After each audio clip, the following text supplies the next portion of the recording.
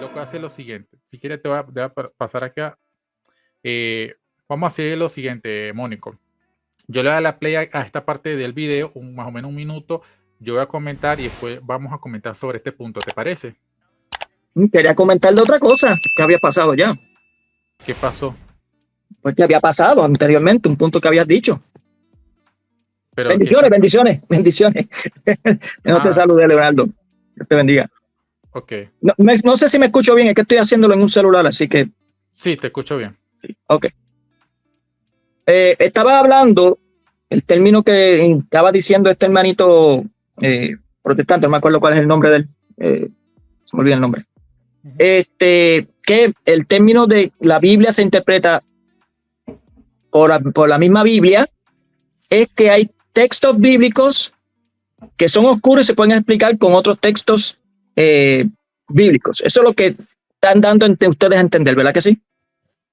Exacto, un texto claro interpreta el oscuro. Sí. Ok, ¿por qué ese tipo de argumento, por qué ese tipo de estudio que tú dices no es eficiente entonces en todos los protestantes?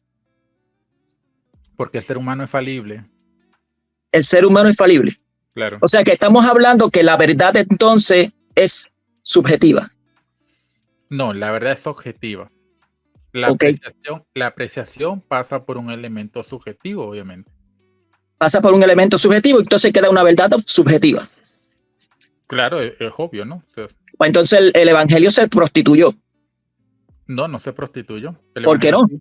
No, porque sigue intacto y tenemos las escrituras tal cual como vienen del primer siglo, ¿no?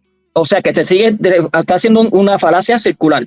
Vuelves otra vez a caer otra vez las escrituras. Repito otra vez. Si la misma Biblia me ayuda a interpretar otros textos bíblicos, ¿por qué eso no es aplicable a toda la iglesia protestante? Vamos a decirlo así. ¿Por qué no se están uniendo en cuestión de verdades? Te voy a explicar, mira. En las definiciones que tú has escuchado sobre la escritura de los documentos, digamos, de las iglesias históricas, tú has leído que has dicho que con la escritura todo el mundo la va a interpretar de la misma forma. Sí, leí, si no me acuerdo, hay una confesión donde dice, incluso lo repitió, oye, ¿cómo se llama este hombre que murió? Ay, se me olvidó el nombre de él, que él es reformado. Spurgeon. Ajá.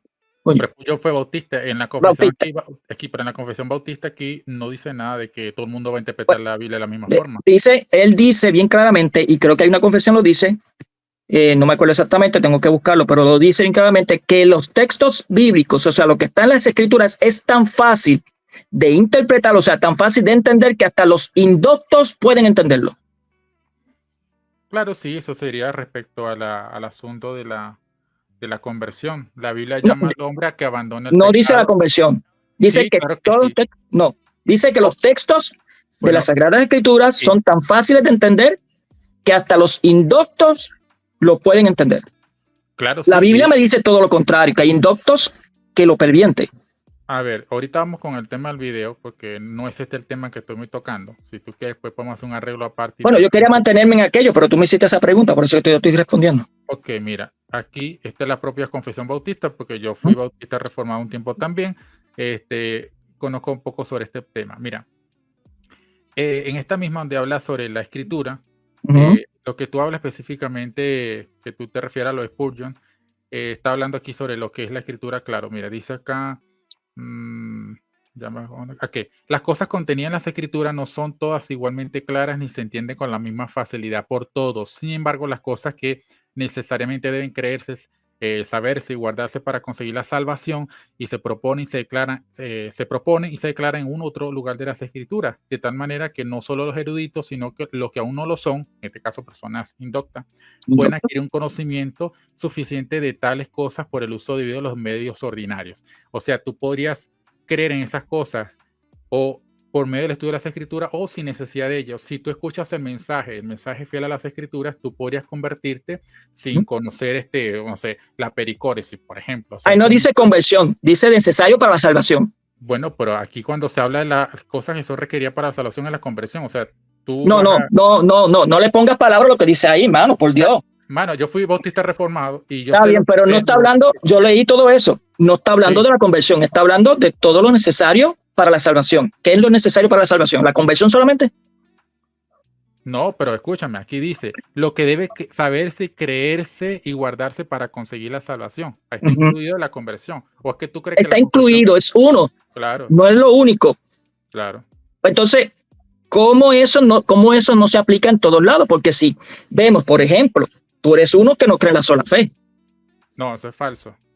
Ah, ¿no crees en la sola fe? O sea, que tú crees que entonces las obras son necesarias y se requieren para la salvación final. No vengan basura al camino. Primero que nada, cuando yo rechazo la declaración de la sola fide, es la forma monergista como algunas personas lo entienden. Yo creo que la justificación solamente por la fe se entiende como una sinécdoque, porque la Biblia también menciona el arrepentimiento, la conversión, menciona el bautismo. Esos son. Incluso un luterano va a estar de acuerdo conmigo. Un luterano también cree, por ejemplo, que el bautismo es necesario. Hay otros hermanos que no. Pero tú lo has dicho. Ahora espérate. A ver, estoy siendo congruente con mi punto, porque yo he afirmado que lo que esta confesión dice es que no todo el mundo va a estar de acuerdo en lo que interpreta, sino que aquellas cosas que son requeridas para ser salvo, una persona sencilla lo puede entender. Así de sencillo. No se requiere un magisterio infalible para eso. Eso es todo. Ahora. Es necesario, te hago una pregunta, es necesario déjame terminar el punto. Déjame terminar el punto. Entonces, eso por un lado. Primero, entonces, habiendo hecho esa explicación de que es fácil de entender por una persona sencilla, no significa que en todas las cosas, o sea, nosotros como evangélicos te estamos diciendo a qué nos estamos refiriendo. Una persona, pregunta, en cualquier iglesia evangélica, un hermano promedio no te va a conocer de cuestiones de teología, o sea, son muy pocos, porque el don del conocimiento, pues se le da a algunos hermanos que tienen, de hecho, aquí él mismo lo dice, las cosas no se entienden con la misma facilidad por todos. Entonces, el hecho de que no tengamos las mismas creencias en el sentido completo no es una prueba absolutamente de algo en contra del principio de la escritura, porque no hemos afirmado de que todo el mundo va a creer de la misma forma. ¿Se entiende ahora el punto?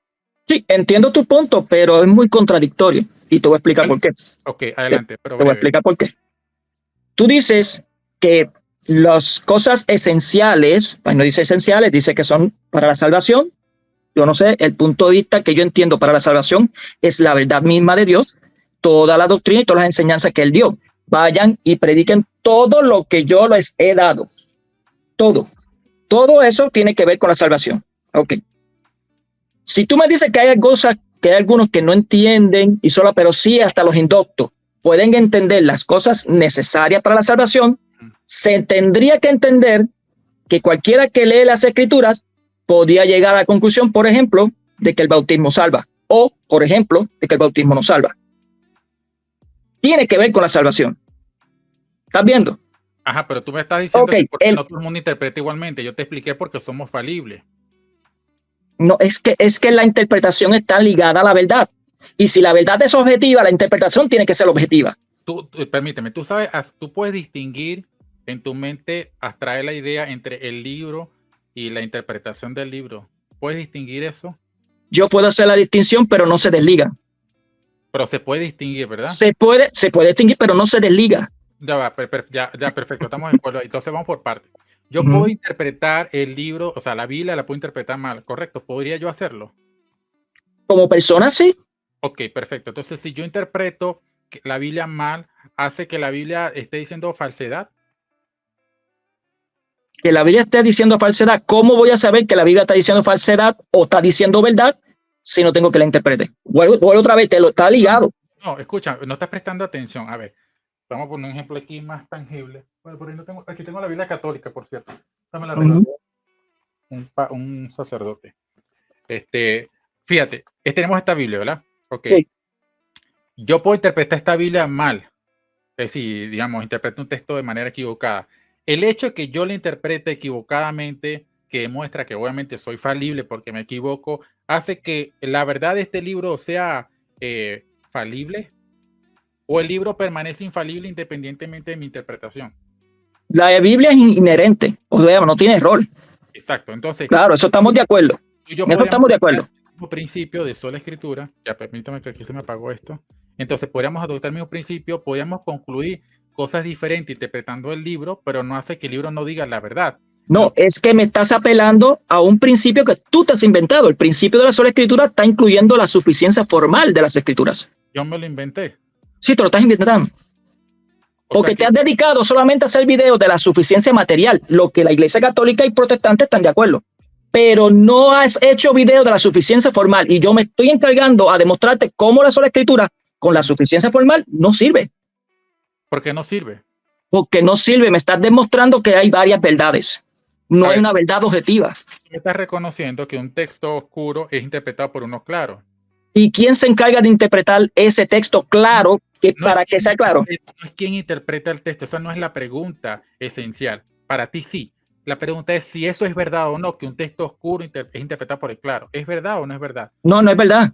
Entonces, pero Plasencia dijo que sí, que él está de acuerdo. No, escúchame porque no es verdad. Porque está, y es lo que dijo Plasencia, porque está envuelto la interpretación de la persona. ¿Quién indica que ese texto sea claro para interpretar un texto oscuro? La verdad ¿Quién lo indica? La verdad depende de quién lo interpreta. Ok, te voy a poner un ejemplo. ¿Dónde puedes encontrar la doble voluntad de Cristo en las Escrituras? Te pregunto, la verdad depende de quien lo diga, porque estamos hablando de un tema filosófico. La verdad depende de la verdad objetiva que se está interpretando. Porque lo dice, escúchame. ¿De quién depende la verdad? ¿O de qué depende en todo caso? Si es de quién o de qué. Obviamente depende del Espíritu Santo ayudado. La iglesia depende de la iglesia ayudado por el Espíritu Santo, no de un individuo personal. Ok, a ver, no sé. Ese es el que le da la forma, la que le da la forma a la doctrina. ¿Tú no crees que es la iglesia? ¿Tú no crees que la verdad depende de sí misma? O sea, la verdad es la verdad independientemente de la opinión de las personas o las creencias de una persona. La verdad depende de sí misma. O sea, exacto. Por ejemplo, permíteme ponerte un caso. Si yo digo Dios no existe, eso significa que yo digo que Dios no existe. Es una verdad subjetiva tuya. Ok, pero ¿y si yo digo que Dios existe, es una verdad subjetiva? También, porque hay dos interpretaciones. O sea, que existen verdades subjetivas. Sí. Eso es según el punto tuyo. Estoy dejándome por lo que tú estás diciendo. No, estamos tratando de buscar un punto en común para que es que existen verdades subjetivas y existen verdades objetivas. A ver. Por ejemplo, este color es azul. Ajá. Es objetivo. Una verdad objetiva. Dice que es objetivo. Claro. Y la verdad objetiva no puede existir si hay verdades subjetivas. Pero los colores dependen en ese caso de la luz que bueno, ya entró. Mira, quiero que entiendas el punto. La verdad en sí misma es verdad independientemente del sujeto que la crea o no. Por ejemplo, Dios existe y es una verdad de que Dios existe si yo lo creo o no lo creo. Si yo dejo de creer en Dios mañana, Dios no va a dejar de existir. Eso va a ser una verdad. Bueno, eso sí, claro. Y si yo creo en Dios, va a seguir existiendo así crea o no los crea. O sea, ¿se entiende? Claro. A eso me refiero. Si yo interpreto mal un texto de la Biblia va a decir la verdad siempre, aunque yo interprete mal el texto. O sea, entonces el problema lo tengo yo, no lo tiene la Biblia, porque la Biblia es la que dice la verdad. Es una realidad objetiva distinta de mí, aunque obviamente para yo comprenderla hay un elemento subjetivo. ¿Cuál es el elemento subjetivo? Mi cosmovisión de la realidad a través de la cual yo me acerco a esta verdad. Entonces, ¿y en qué debe entonces en qué debe entonces tú de creer para poder encontrar esa verdad objetiva? ¿Solamente las escrituras? Bueno, como fuente de revelación para los artículos de la fe, sí. Sí, pero no es solamente en la escritura. Obviamente el uso de la razón implica la teología, el desarrollo histórico. Entonces ya me diste la razón, la sola escritura no sirve. ¿Por qué no sirve?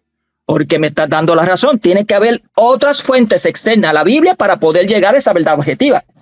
No, pero a ver, tú estás haciendo una falacia de asociación. Primero, O falacia de asociación.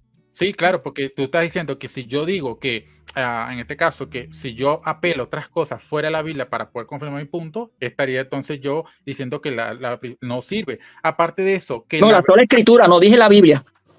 bueno, dije que sola escritura, corrijo. Okay. Eso por un lado. Por otro lado, tú me dices que no funciona, pero es que, a ver, lo que importa es la verdad, no si funciona o no funciona. Porque, por ejemplo, la monarquía puede funcionar y puede ser muy estable, pero ¿qué pasa si el monarca es una persona dictatorial? Quizás no estaría gobernando de manera más... Pero Leonardo, tú me acabas de decir que la verdad... Te coloco esto como una analogía nada más para que entiendas que Sí. tú subordinas la verdad a la funcionalidad, o sea, lo pragmático. Si funciona, entonces es verdad. Esa es tu lógica de fondo. No, yo subordino la verdad a lo que dice Jesucristo. Les dejaré el Espíritu, escúchame, le dejaré el Espíritu Santo para que lleguen a toda verdad, no a verdad subjetivas, sino a verdad objetiva. O me estás diciendo a mí que lo que estás diciendo ahí es una verdad subjetiva, Jesucristo. Si tú entiendes, por ejemplo, vamos a ponértelo así. Si tú entiendes, si tú entiendes que Leonardo dice que la verdad está en la Biblia, pues entonces la misma verdad te está diciendo, les dejaré el Espíritu Santo para que lleguen a toda verdad. Ahora, esa toda verdad que hace referencia en ese texto, ¿es una verdad subjetiva o objetiva? No, la verdad es objetiva, obviamente. No, escúchame bien. La verdad que está hablando Jesucristo ahí en ese texto, claro. Dice, les dejaré el Espíritu Santo para que lleguen a toda verdad. ¿A qué verdad está diciendo Jesucristo? ¿A la verdad subjetiva o a la verdad objetiva?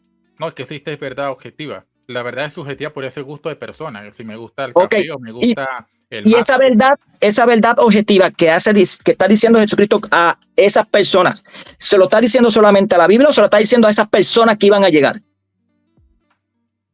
¿Cómo? No entiendo, explícate. Ok. Tú me dices que la verdad objetiva solamente se encuentra en la Biblia. Claro. Solamente, el problema es solamente.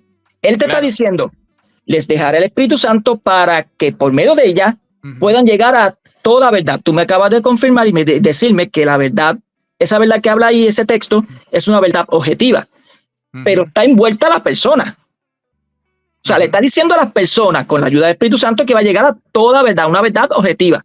Por tanto, esa verdad objetiva ¿se encuentra solamente en la Escritura o también se encuentra en esas personas que está diciendo Jesucristo que le está dando el poder? Ok, primero que nada, el texto está hablando sobre escatología, porque dice el Espíritu Santo los guiará toda la verdad y hará conocer lo que bien está por venir.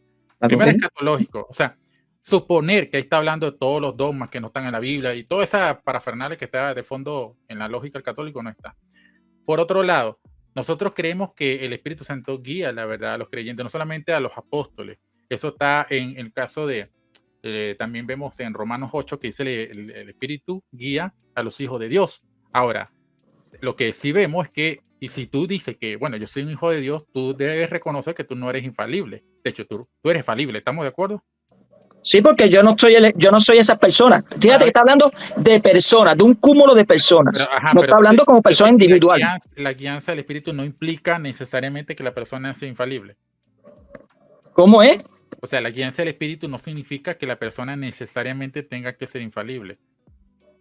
Yo no estoy hablando de personas, estoy hablando de personas. Bueno, digo singular, pero es lo mismo que yo digo. No. Ahí está hablando. No, espérate, no me vayas a chicanear. Si yo digo Dios creó al hombre, es lo mismo que yo diga Dios creó a los seres humanos. O sea, sí, pero espérate, ¿cómo va a ser esa falsa analogía? Cuando dice Dios crea al hombre, está hablando a nivel mundial. Todo, no dice a los hombres. Es un sustantivo que se está utilizando de manera colectiva. Claro. Ahora, pero el texto ahí. Cuando Dios guía al Hijo de Dios, el Hijo de Dios, no me estoy refiriendo ni a Cristo ni a una persona en concreta, sino a todos aquellos que son hijos de Dios. Entonces, como no te gusta, vamos a utilizar en términos plurales.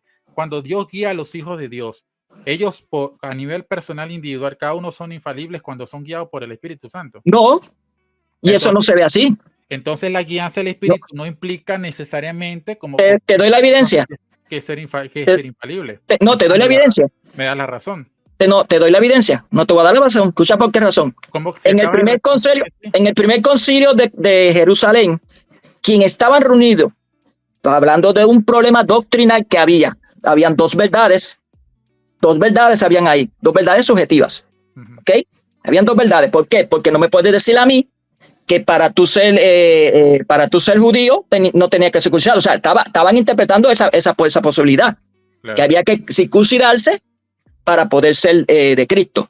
Una analogía que ellos estaban haciendo basada en las Sagradas Escrituras.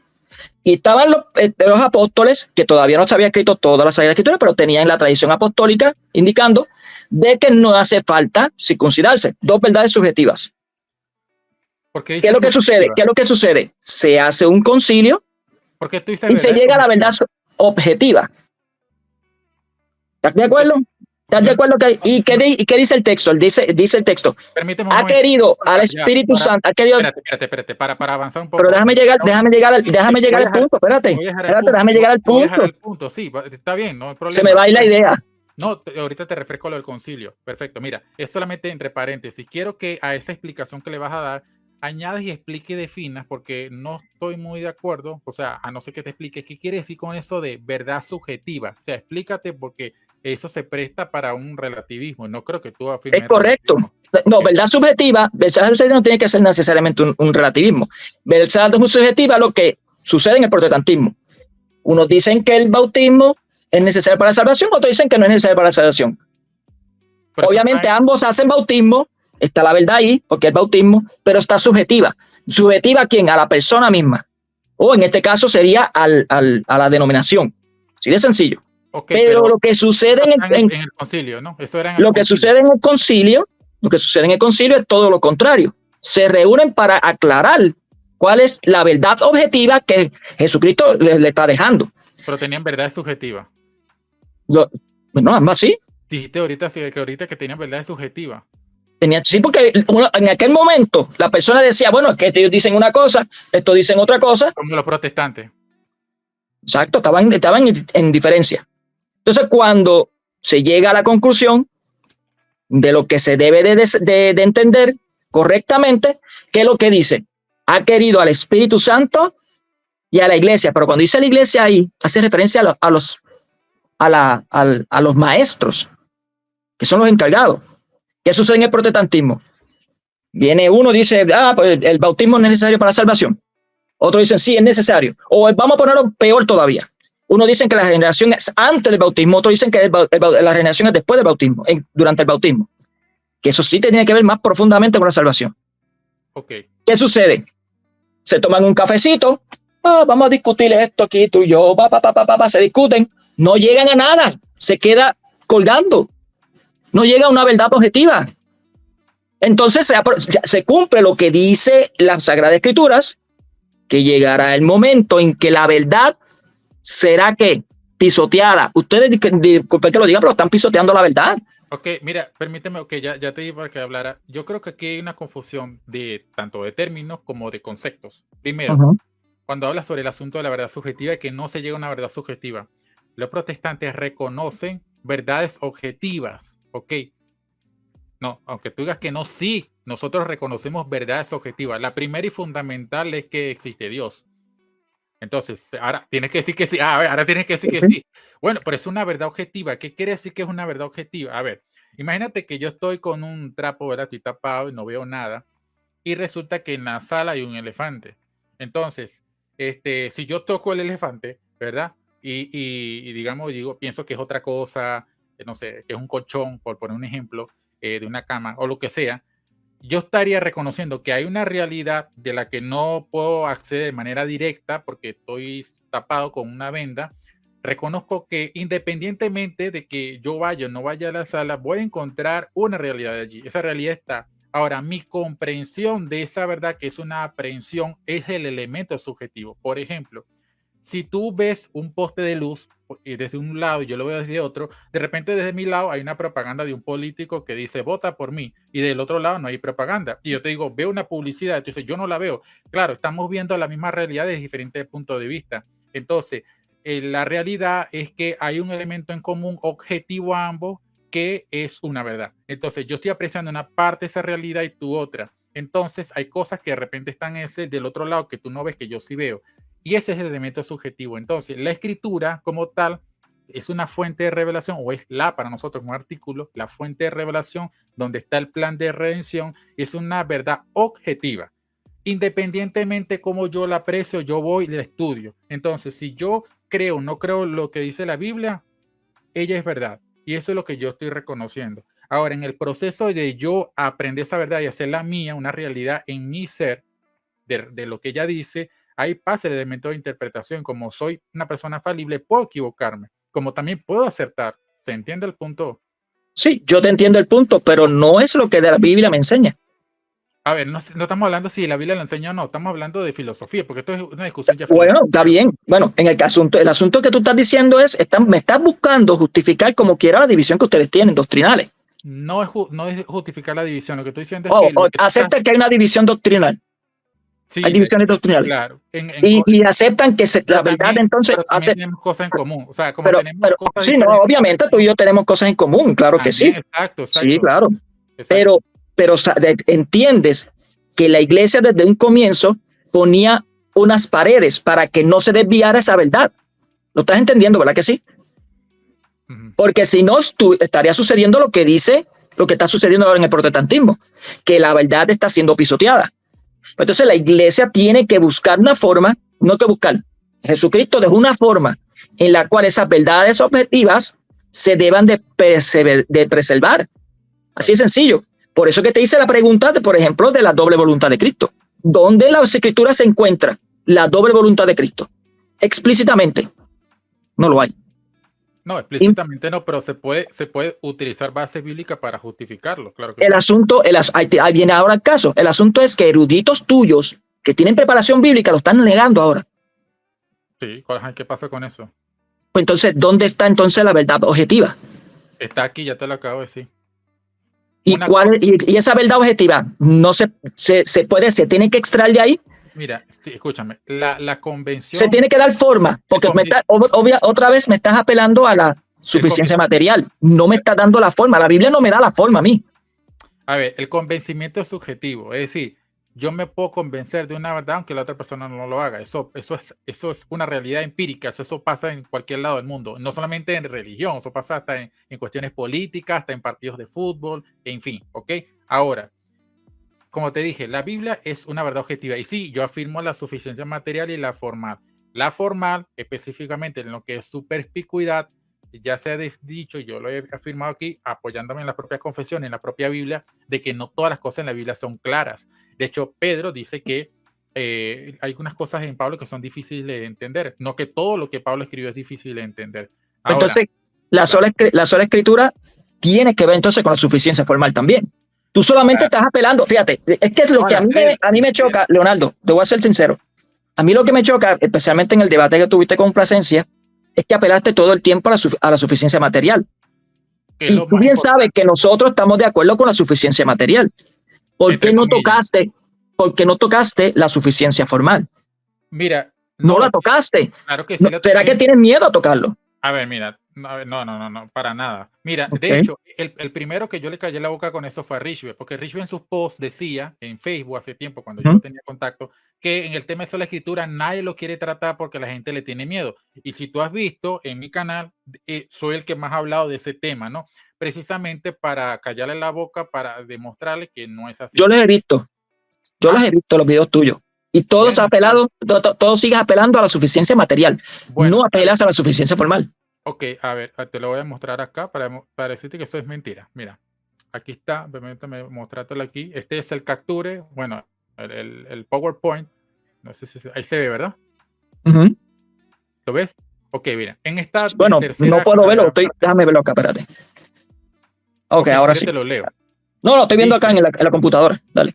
Ok, en la parte de abajo donde dice la perspicuidad gradual de las escrituras, eso. La perspicuidad gradual de las escrituras señala que no todas las cosas son igualmente claras en ellas, pero aquello que debe obedecerse para ser salvo está claramente expresado en distintos pasajes. La escritura es su intérprete infalible. Eso no es así, y tú sabes que no es así. Te voy a poner un ejemplo.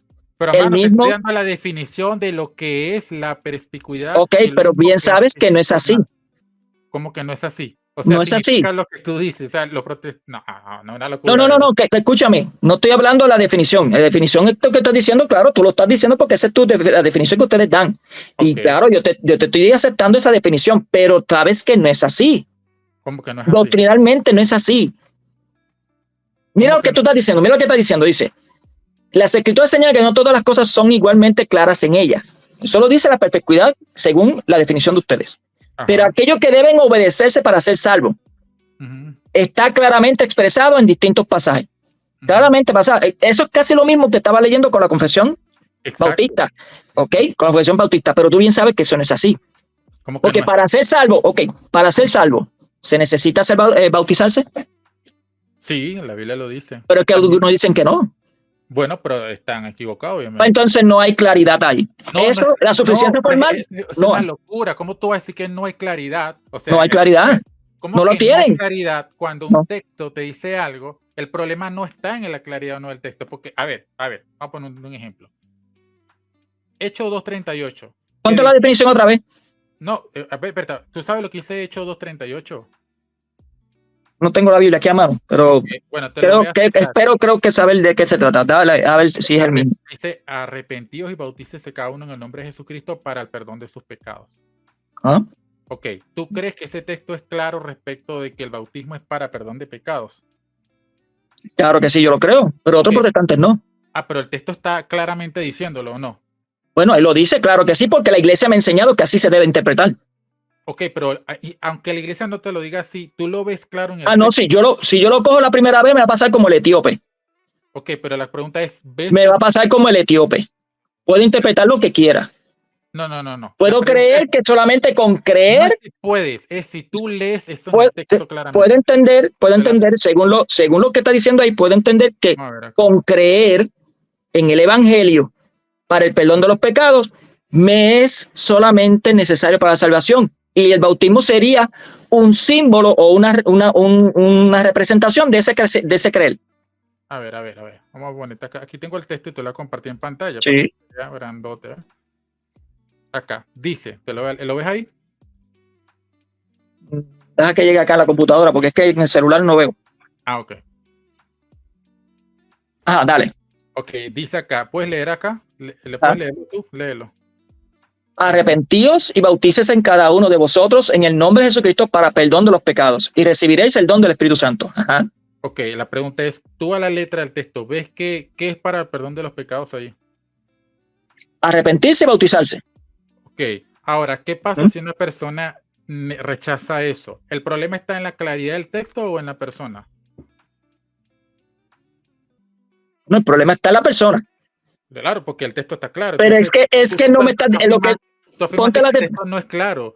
ponte la definición otra vez. A ver, que no todas las cosas en la escritura Ponte son la igualmente definición, por claras. favor. Ponte la A ver, definición para que tú veas espera. cómo Ya, ese espera. texto Sí, habla ahorita vamos a no de leer la el texto. Biblia. Ya, pero yo quiero que Vale. tú reconozcas, como lo hiciste ahorita, que el texto sí es claro.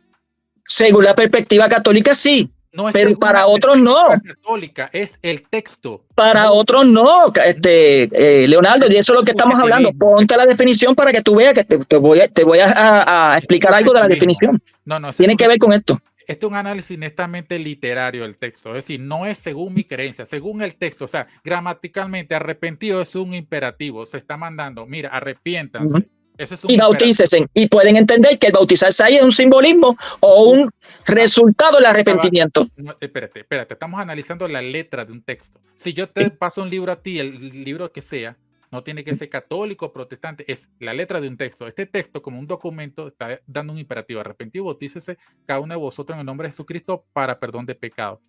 Si el texto es claro que es el bautismo y el arrepentimiento para perdón de pecados, entonces el problema es del intérprete, no de la Biblia. Si fuera, a ver, si fuera oscuro, entonces dijera, bueno, para el perdón de sus pecados recibirán el Espíritu Santo. Ajá, pero ¿qué pasó ahí? ¿Qué es lo que hay que hacer? No te explica, ahí sí si fuera oscuro porque no te especifica de qué está hablando, pero el texto es muy claro. Ahora que una persona no lo acepte es otra cosa. No, ¿Se lo entiende? interpreta distinto. No es que lo está Claro, aceptando. Lo igual como interpreta ustedes. distinto. Ustedes interpretan de manera distinta los otros textos que, por ejemplo, habla sobre que la cabeza de la iglesia es Jesucristo y ustedes dicen que es el Papa. Entonces, ustedes dicen que ahora hay dos cabezas, el Papa y Jesucristo. Nosotros no aceptamos eso porque él claramente no está. Entonces, lo mismo pasa, y que es lo que yo te dije, la Biblia tiene una verdad objetiva, y ahora sí voy con lo que tú Bueno, me la mencionas Biblia de me la dice a mí que Jesucristo es la roca espiritual y que Pedro es la roca. Escúchame, ahora aquí está la Y eso es definición. bien claro. ¿Tú aceptas Mira, eso, que Pedro es la roca? no, escúchame, aquí ¿Ves? dice Pero ahí lo dice que claro, es perpicuo. claro, pero escucha, mira lo que dice aquí, la perspectiva gradual de la escritura señala que no todas las cosas son igualmente claras en ella, no todas. Ajá. Pero aquello que debe obedecerse para ser salvo está claramente expresado en distintos pasajes. Esa parte, aguántate ahí. Ajá, ahí está Aguántate ahí. claro, ahí está Dice, claro. pero aquello que debe de obedecerse para ser salvo está claramente expresado en distintos pasajes. Claro. ¿Quién dicta que sea claramente expresado? El propio texto, la lectura del texto. A ver, El propio texto. Ok, cuando dice Jesucristo, tú serás llamado Cefas, o sea, roca. ¿Cómo tú lo interpretas? ¿Qué significa piedra? Piedra, roca, Cefas. No, Cefas. Sí, que Cefas. significa piedra, claro. ¿sabes? Roca. Roca, claro. Roca, muy bien. Entonces, cuando yo te dije que Pedro es la roca, tú me dijiste que no. No, porque en ese contexto no está hablando de Pedro. Ah, no está hablando de Pedro. No, por supuesto que no. No, ¿y quién está hablando? De él. De él. Claro, ¿Cómo tú lo sabes? Cuando muchos padres de la iglesia dijeron todo lo contrario. Sí, sé que hay padres que interpretaron como Pedro, pero también hay otros que Y interpretaron. el concilio llegó a la conclusión de que era así también. A ver, aquí, eso no es nada nuevo. Aquí, al menos lo que. Entonces está llegando. Escúchame, los padres de la iglesia también interpretaron diferente de como tú crees. Entonces, ¿vas a aceptar las interpretaciones que no concuerdan contigo o solamente las que aceptas? Yo acepto lo que llega a la conclusión el concilio, para eso está el concilio. Pero entonces ya no importa lo que digan individualmente. Entonces, ¿para qué apelas a ellos si al final no te vas a comprometer? Yo apelo a la tradición apostólica, la tradición apostólica no apela solamente a los padres de la iglesia, apela a lo que dicen los concilios. Yo soy sincero. Y es perpicuo. Ahora, yo estoy hablando de perpicuo. Ahí ese texto dice que Pedro es la roca, y te lo estoy evidenciando con Juan 1:42. Claro, sí, pero escúchame. A ver, yo estoy siendo sincero, estoy reconociendo que padres de la iglesia reconocieron a Pedro ahí en ese texto como la roca. Pero también te estoy diciendo que yo no estoy de acuerdo con eso. Pero entonces Pedro no es la roca. Escúchame, hay también protestantes que lo ven de esa forma. Pedro no es la roca. No es la roca, yo no estoy de acuerdo con eso. ¿Y a qué se refiere Juan 1:42?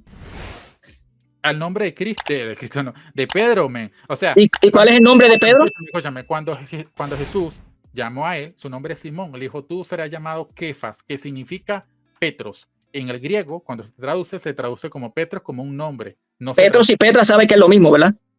No es lo mismo en ese contexto porque es un nombre propio, está funcionando como un nombre. Petra se correcto. utiliza de manera figurativa. O es que en el griego tú le vas a poner al griego a Petra a un hombre.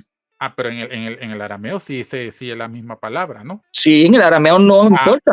Pero el griego entonces te hace la distinción. ¿Hace la distinción? Sí. Claro, exacto. Entonces Pedro y Petra es lo mismo. Ahí. No es ¿cómo que es lo mismo si te acabas de aceptar de que no significa lo mismo? O sea, significa igual, no, significa lo mismo, significa roca, lo que pasa es que no le van a dar el nombre de Petra a un hombre, porque es mujer. Es una especulación, pero probablemente. No es especulación, no es especulación. ¿Estás viendo cómo entonces? Espérate, cállate por un momento. No he terminado de hablar y me estás diciendo que es especulación. Espérate, no siquiera he terminado de hablar y ya tú estás analizando. Dale. Yo estoy diciendo, es una especulación, pero es probable que Jesús haya utilizado 2 veces la palabra kefa en el arameo. ¿Estás de acuerdo? Es probable. Sí, pero es una especulación porque no tenemos, digamos, el documento en hebreo. ¿Se entiende? Que yo tenga entendido, solamente se utilizaba 2, bueno, creo que eran 3. Y una de las palabras era Efna. Pero hay nivel Efna no es roca. Pero hay nivel de especulación, a eso me refiero. Un nivel de especulación. Claro, o sea, especulación no quiere decir. Entonces no es perpicuo. La perpicuidad entonces cae referente a ti. Porque ahí dice textualmente que Pedro es la roca. ¿En qué mundo estás tú? A ver, te estoy diciendo que probablemente cuando Jesús habló, si lo habló en arameo, como algunas Biblias dicen, posiblemente cuando él habló a Pedro, él dijo Kefas 2 veces. Okay, pero yo te pregunté. No hablé del evangelio escrito de Mateo, estoy hablando. Yo te pregunté, escúchame la pregunta que te hice. ¿Estás de acuerdo con eso? Sí, no estoy de acuerdo. Escucha. Jesús no dijo 2 veces Kefa. Sí, eso sí estoy de acuerdo. Es lo que estoy hablando, o sea, del evento histórico. Lo que no estoy de acuerdo. Lo que no estoy de acuerdo es cuando dice la posibilidad, pero bueno. Exacto. No tenemos evidencia, digamos, contundente, pero es probable, y eso es una especulación en el sentido de que se hace una especulación sobre lo que probablemente Jesús pudo haber dicho. Entonces, se entiende que la palabra ¿Quién le ha usado la especulación? La especulación es propia, o sea, de la mente humana, o sea, podemos especular, que hay problema con eso. Pero yo te hice una pregunta. No, pero déjame terminar porque todavía no. Pero que quiero que me responda la pregunta. La pregunta es. Te voy a responder, pero escúchame. ¿Simón es roca, sí o no? Simón no es roca, ¿qué es eso? ¿Qué estás hablando? Mira, ¿Simón es la roca, sí o no? Déjame terminar, yo te voy a dar la palabra. Primero que nada, Kefas, estamos de acuerdo que no hay evidencias claras, digamos, textuales de que Jesús le haya dicho eso, porque el evangelio que tenemos escrito está en griego, pero es probable, por medio de la especulación de lo que se hablaba en aquella época, que Jesús pudo haber dicho Kefas 2 veces. Eso pudo haber pasado y por ende eso es lo que se dijo. Sin embargo, la palabra Kefas, al momento entonces de utilizarse en la traducción, en este caso lo que sería el escrito en el evangelio, no se escribe 2 veces como Petra, sino como Petro y Petra, lo que indicaría que la palabra tiene 2 significados distintos. En uno es un nombre y en otra se utiliza de manera metafórica, porque cuando él dice sobre esta piedra edificaré mi iglesia, la palabra piedra ahí se utiliza de manera metafórica, como la base sobre la que se construye algo. En cambio, cuando él dice tú eres Petros, ahí se está utilizando como un nombre. ¿Se entiende la diferencia? Y si vamos a poner, por un ejemplo, y si fuese una mujer, ¿se podía decir que era Petra?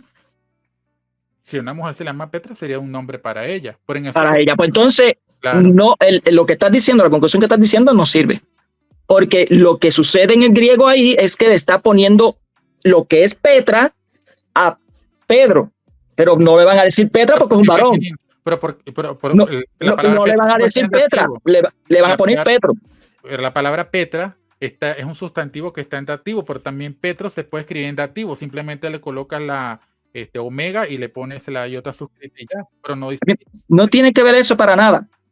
Claro que sí, en el griego, cuando tú vas a utilizar el Petros, está ahí, es un nombre propio. De hecho, en los no sé, no, eso no es el tema. Vuelvo y repito, el nombre se lo están dando porque no le pueden poner Petra porque es un varón. Pero si Pedro en este caso, si Simón en ese caso fuese una mujer, su posición, le hubiesen dicho Petra, no le ponían Petro. Entonces ambos, ese Petra y ese Petro significa lo mismo. Dice que significa roca. Lo mismo, pero dice que no se le puede poner Petra y afirma que sí se le puso a Simón Petra. Entonces, no me estás entendiendo el argumento, ¿verdad? No entendiste. No tiene sentido. Explícate. En ese texto de Mateo 18, Petras se lo están dando a Petro, a Simón. Pero el asunto es que no le pueden llamar Petra porque él es un varón. Es un varón. Pero en el caso si fuese una mujer, y ha sucedido en español, en el idioma español sucedió, no le llaman Petro a una mujer, le dicen Petra. Entonces lo que hace la diferencia ahí no es de dativo, que si esto, que no, es solamente el género, nada más. No le pueden poner Petra, no le pueden decir, yo te llamaré Petra y sobre esta Petra edificaré mi iglesia. No le pueden poner porque es un varón. Le dicen, yo te llamaré Petro y sobre esta Petra, pero esa Petra hace referencia a Petro. Es Petro mismo. ¿Qué significa la palabra Petra y Petro en los dos casos? Es lo mismo. Roca. Roca o piedra. Claro, eso es en la parte etimológica, eso es obvio. ¿Es correcto? O sea, el nombre Pedro, como tal, el que le fue asignado. Pero es perpícuo lo que dice ahí. Tiene ese valor. Obviamente, la palabra Petro deriva de la idea de piedra. Está bien, no hay problema. El punto es que aquí te lo estoy compartiendo en pantalla. La palabra Petros es un nombre, dice aquí sustantivo nominativo singular masculino. Está funcionando como un nombre. De hecho, aquí dice sí, claro. Y Petros. Esta es una oración atributiva donde se intercambian. O sea, tú eres Pedro y Pedro eres tú. Claro, es un nombre, se lo están dando el nombre, pero es un carácter que se le está convirtiendo en nombre. O sea, es como Abraham. En el texto, esto funciona, la palabra Petro está funcionando como un nombre, a eso me refiero. Sí, pero claro, tú no me estás entendiendo. Aunque le está poniendo un nombre, pero no le puede poner Petra. Petra también puede servir como nombre. Exacto, entonces, pero la cuestión es que la palabra Petro se está funcionando como un nombre, ¿cierto? Porque es a Pedro que se lo están dando. A Simón. Exacto, y esa es la función. Entonces, El nombre estoy depende de hablando, la función depende del nombre. yo hablo de la función sintáctica. Aquí esto es Yo te básicamente hablo del contexto completo de lo que está hablando. O sea, es lo que está diciendo ahí. Tú eres Petra, la palabra Petro tú aquí sí eres, es un como nombre. estuviese diciendo, tú eres Petra y sobre esta Petra edifica mi iglesia. Ajá. Tú eres Petro, no le pueden decir Petra porque es un varón. Ok. Tú eres Pedro, tú Ajá. eres Pedro. Ese es tu nombre, ese va a ser tu nombre, ese va a ser tu, ¿Tu nombre? no, el nombre nada más. ¿Tu nombre? Su nombre. Ahora aquí dice, No, escucha, aquí, es que este, Leonardo, a mira, Abraham le cambiaron el nombre y el nombre ajá, significa algo, ¿no? ¿Qué ajá, pero significa? no se lo cambiaron de género. Escucha, aquí dice, No, pero, espérate, no me desvíe. no es, Leonardo, no es a Abrón, Abraham le cambiaron el nombre. Cuando Dios cambia el claro, nombre, cuando sí. Dios cambia el nombre es por algún motivo que él tiene. Estamos analizando la sintaxis del texto. El texto, la ¿Sí? palabra Petros está funcionando como un nombre propio. Eso es lo que quiero decir. Obvio. Ok, perfecto. Entonces estamos de acuerdo hasta ahí. No hay que Sí. discutir esto. Bien. Ahora aquí dice, y sobre esta, la Petra, en este caso ti Petra, fíjate que acá primero el sustantivo está en caso dativo. ¿Qué quiere decir que está en caso dativo? Que no es un sujeto. Es decir, esto es una... Pues entonces no le cualifica a Jesucristo tampoco, pues Jesucristo es un sujeto. A ver, te acabo de explicar ¿Esto que es lo que está diciendo? la palabra Petra, el sustantivo Petra, se utiliza no como un nombre, sino como un sustantivo. Una descripción. No, un sustantivo figurativo. Es decir, esto significa que se Describe a lo que está antes. Sustantivo. Describe lo que está diciendo antes, el sujeto anterior. El referente no es literal. Un sustantivo describe lo que dice el sujeto anterior. No es un referente literal. Un sustantivo describe un sujeto anterior. El sujeto anterior. No. El sujeto anterior es Petro.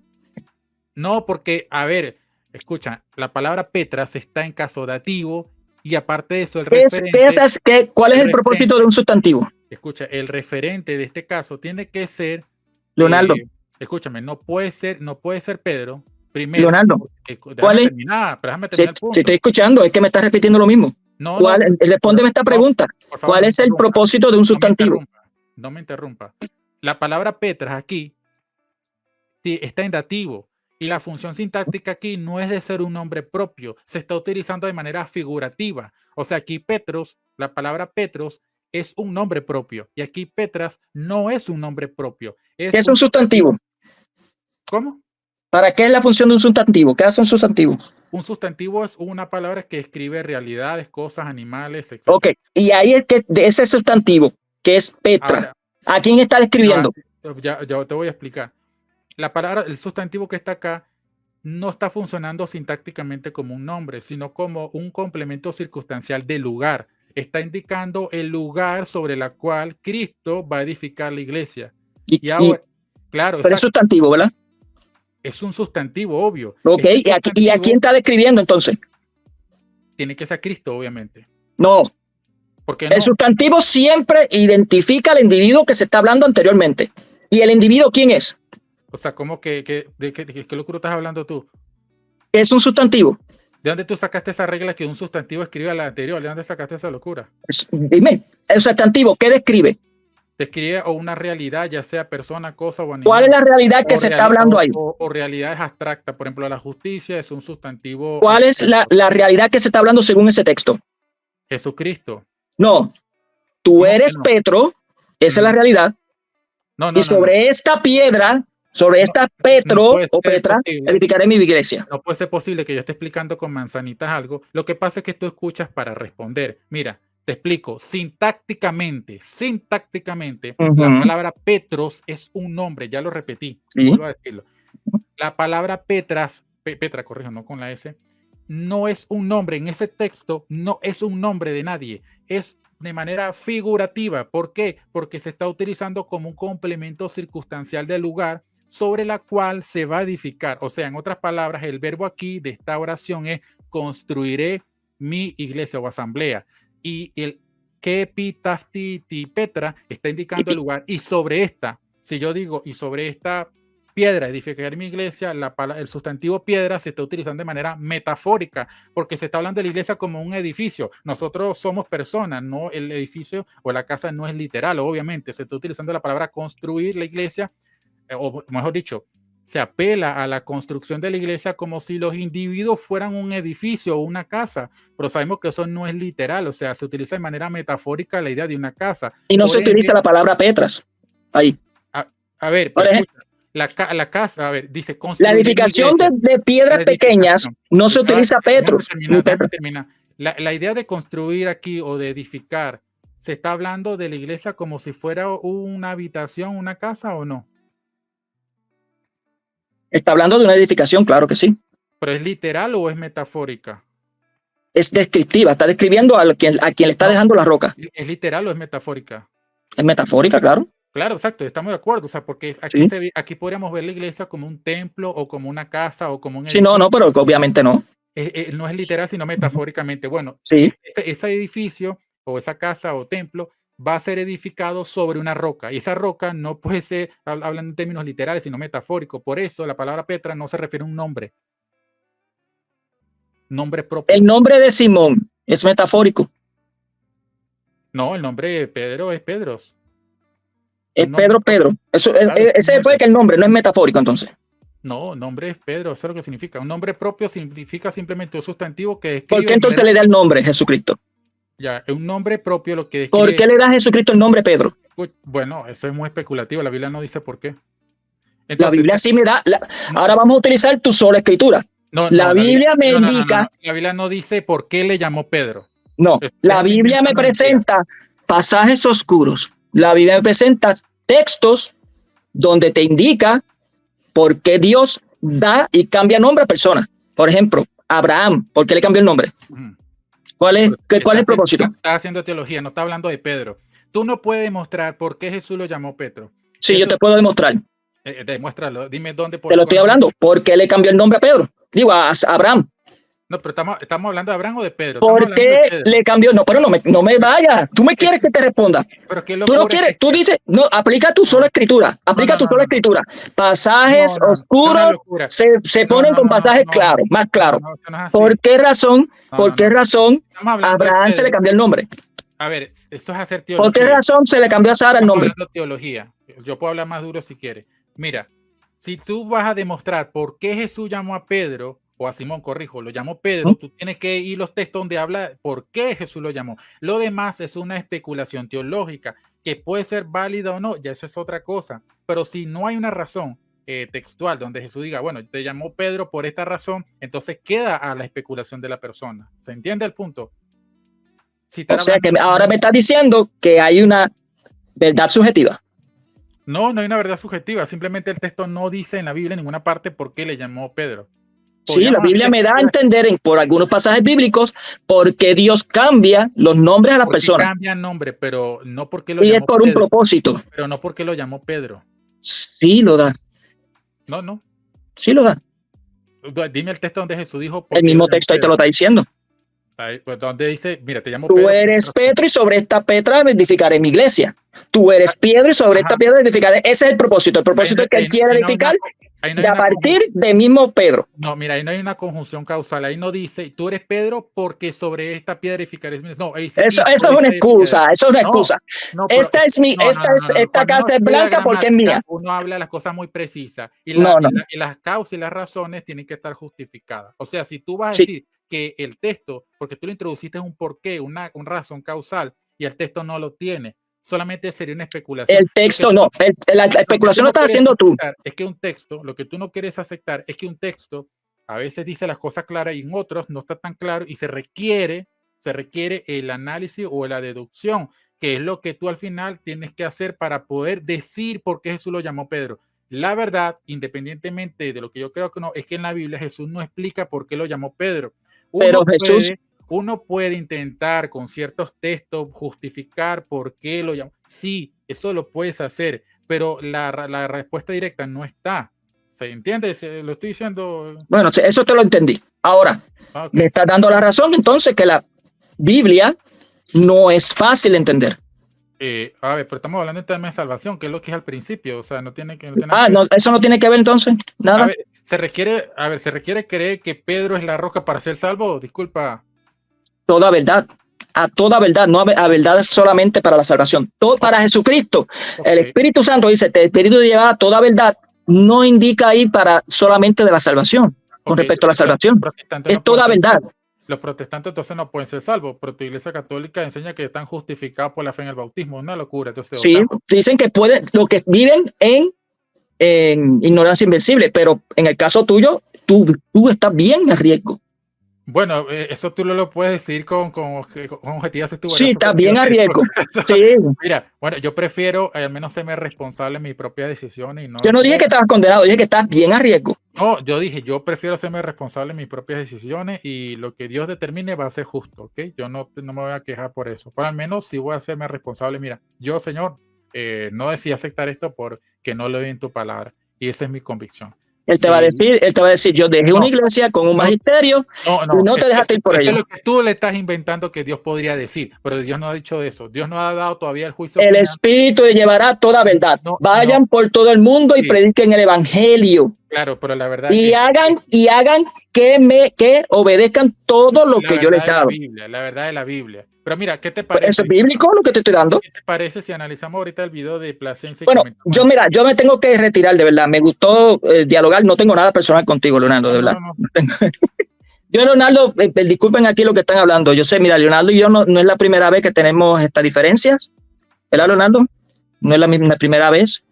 Yo tengo diálogo con Leonardo. Bueno, hace tiempo no es diálogo contigo porque está un poquito retirado de la red y estas cositas. Pero lo que quiero, yo considero a Leonardo como un hermano. Yo no sé si él no me considera a mí como hermano, claro. Tendrá su propósito allá de él con Dios. El asunto es que hay unos asuntos y esto que hacer para conclusión, hay unas lagunas muy feas en la doctrina sobre la escritura que ha causado esta gama de doctrinas que ya se habían eliminado, o sea, se habían dicho a la iglesia misma que no se siguiera, y lo que ha causado es traer otra vez de vuelta todo este asunto, y se está cumpliendo lo que dice la Sagrada Escritura. Llegará el momento en que la verdad será pisoteada, y lamentablemente la sola Escritura es causa de eso. Bueno, bendiciones, Leonardo. Dale, cuídate. Me queda 9%, me tengo que retirar. Si quieres, yo te puedo enviar la captura. Por eso es que me tengo que retirar, porque estoy hablando en el celular. No. De hecho, si tú quieres, puedes tomar el extracto del diálogo y lo subes a tu canal. Perfecto. Gracias, eso te iba a preguntar. Claro que sí. Tienes todo el derecho, incluso reaccionar y criticar, no hay problema. Yo no tengo ese problema. Bueno, a mí me gustan las críticas constructivas. No me gustan las críticas malas que hacen algunos por ahí. Pero bueno, te dejo. Disculpa que te haya quitado el tiempo que estabas haciendo de eso ahí. Bendiciones. Cuídate. Adelante. Perfecto.